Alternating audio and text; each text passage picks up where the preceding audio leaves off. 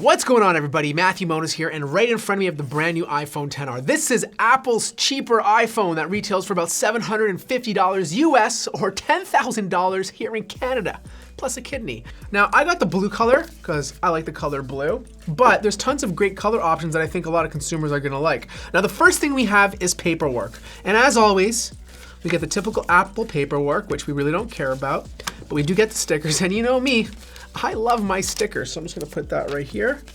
This guy is gonna go right here. And then here it is, the phone itself. Oh man. This is actually a really nice blue, and quite frankly, I'm glad Apple's bringing these out in a variety of different colors. I think this is gonna be a big deal to the younger generation. Now I'm gonna put this to the side for a second. We have your typical pathetic little slow charging brick. Please, Apple, please, I'm not gonna beat a dead horse here. I'm not gonna bring this up again, but put a fast charger in the box. It's 2019, don't be that guy. We also have your typical lightning cable headphones to listen to music. And of course, your lightning cable to charge your device. Now, of course, we don't get that dongle anymore. They totally took that away from us. So you're stuck going to the Apple store and paying $1,000 for that or $10 for that if you want to connect your wired headphones. I need a moment of silence to remove the plastic from this device.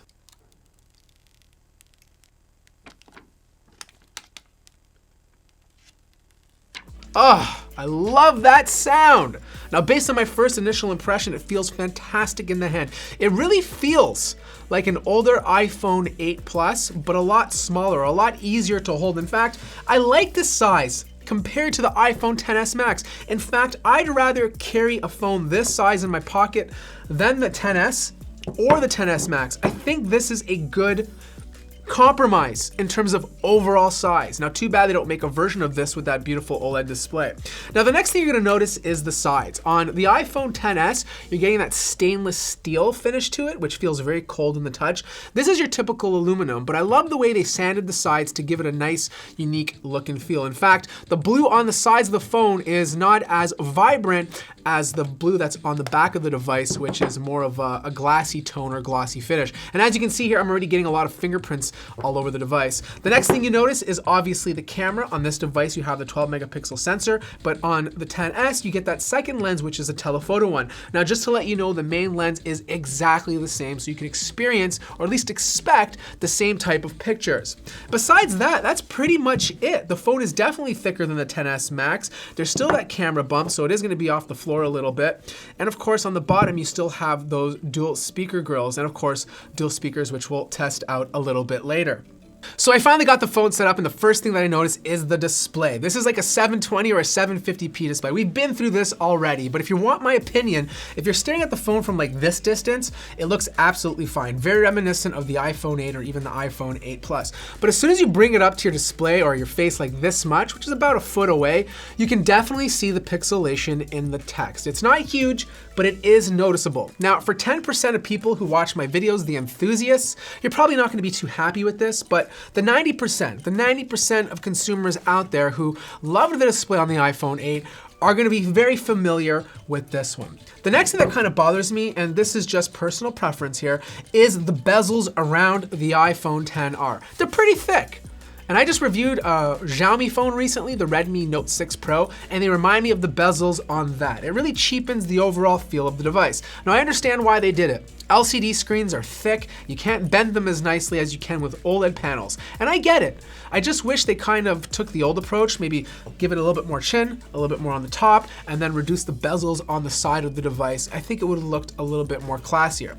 Now, if you're a display junkie like me, definitely get the iPhone XS. I think the $250 definitely justify the display quality in the iPhone XS compared to the iPhone XR. Now, what else has changed? Well, there's no more 3D touch, and if you want to do anything, you have to use haptic feedback. And I've been playing around with it, and honestly, I don't notice the difference. The haptic feedback in here is so good that it almost mimics actual 3D touch on the iPhone XS. And quite frankly, the only thing that I really use 3D touch for is basically the cursor on the keyboard. The next thing is the specs inside of here. It's the same A12 Bionic chip, so it's gonna be super fast and super smooth. The only difference is that you get 3 gigabytes of RAM in this device compared to the 4 in the iPhone XS and XS Max. So let's just do a quick little camera test. This is the photo mode on the iPhone XR. Now we have portrait mode. Let's flop it over to the rear camera. Now, of course, you are losing that 2x zoom since you only have one lens on the back, but based on all the other examples that I've seen floating around the internet, the display or camera quality on the iPhone XR is just as good as the iPhone XS. In fact, a lot of people are saying they probably just don't even need the telephoto lens anymore because they just don't use it that often.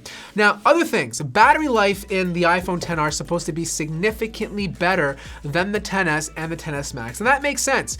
The display resolution is a lot lower, the battery size is pretty big for a device this big, so you should be able to get a day and a half of use without even worrying about charging. The last thing I want to test is the sound.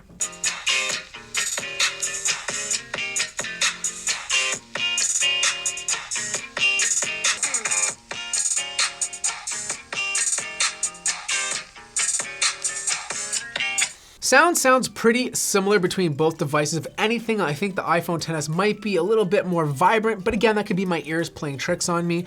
But besides that, there's nothing else to really report. You're getting wireless charging, you're getting IP67 instead of IP68 water resistance, but it's pretty much a toned down version of the iPhone XS. I think I love the size. I wish there was a 6-inch or 6.1-inch iPhone XS. That would be the perfect size for me, but it really comes down to whether or not the display is gonna be good enough for you. Are you okay with a 720p display? And I think, again, 90% of people out there are gonna be fine with it. Me personally, I don't like it. I'd rather have the display on the iPhone XS, but I've been spoiled.